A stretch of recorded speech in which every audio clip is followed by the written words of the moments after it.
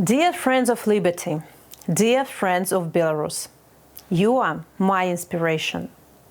Belarusian students and young people like you approach me every time I meet with diaspora of almost any city. They bright eyes ask me, don't we deserve to live in a free country? What can we do to get a chance at a future in free Belarus? And that's how I know I can't stop. That's how we know we can't stop fighting for our liberty. We cannot let them down. We cannot stop while our dear Alana Gebremariam, my representative on Youth Affairs and former Molodyevo Blog activist, is still in jail. We cannot stop because future chemist and Belarusian State University student Artem Boyarsky is still serving his 5-year sentence, just for speaking his mind. The guards know how important science is to him. That's why they don't let any scientific journals in, just to make it more painful for him. We cannot stop until Kася, Yegor, Ilya, Ksenia, Tatiana, Yana, Victoria, Anastasia, Maria, Gleb, Olga, Alana, and thousands of Belarusian political prisoners walk free again. And indeed, for the last 20 months, Belarusians have been peacefully defending our democratic choice.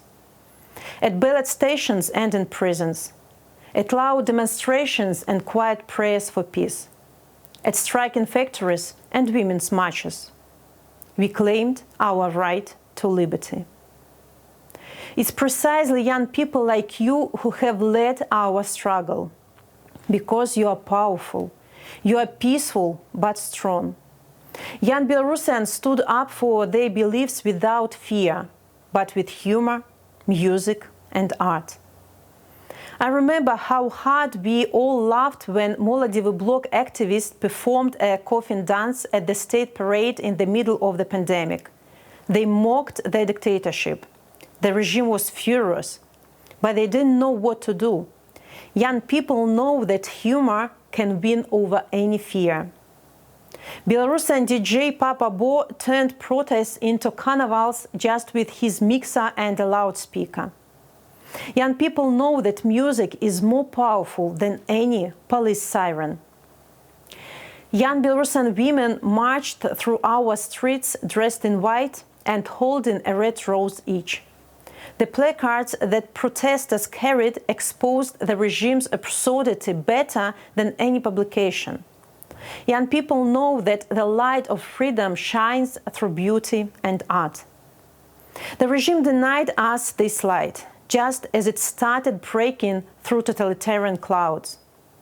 Right now, Lukashenko is dragging our country into Putin's war. From our territory, Russians launched aircraft and missiles to shell peaceful Ukrainian cities. However, our country didn't become a place where the Russian army feels safe. Led by young people, Belarusians wage a phenomenal underground resistance against the war. Since February, Belarusian partisans have conducted more than 80 acts of sabotage on the railways. Our cyber partisans have been hacking state institutions daily. Alexei Lazarev and other young Belarusian activists have joined the ranks of the Kalinovsky battalion defending Ukraine. A powerful samizdat network has distributed more than 300,000 leaflets to combat propaganda. A Chatham House poll showed that only 3% of Belarusians support military participation in the war. We made our stance clear. We are against the war and the dictator supporting it. And yet at every meeting I have to explain to all the politicians that Belarus is not Russia and Belarus is not Lukashenko. You are way ahead of them because I'm sure you get it. Your actions show it. And I'm grateful to Students for Liberty for your Free Belarus campaign, your videos about us, and support for imprisoned activists. I appreciate that you devote a section of your conference to the Politsec initiative and highlight our fight. So, what can we do to bring about Free Belarus? You can make an impact. For example, our dear Alana and other student activists are hopefully to be released this autumn. It would be wonderful if we together could organize a rehabilitation program for them. Or maybe you could ask your university administrations to accept them and ensure that they can get education they deserve. Your advocacy matters. We must learn that dictators cannot be re-educated. Do we need more proof than the brutal crackdown after the stolen election, flight hijack, the migrant crisis, and now the war?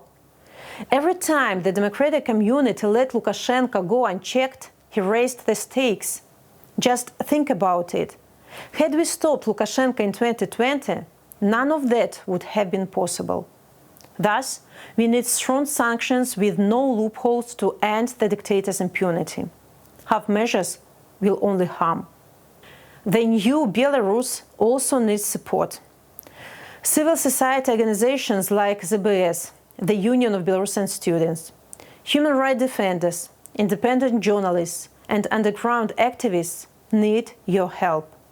They are the light of freedom breaking through totalitarian clouds. As you know, an attack on somebody's liberty is an attack on your liberty. Your voice is loud and strong.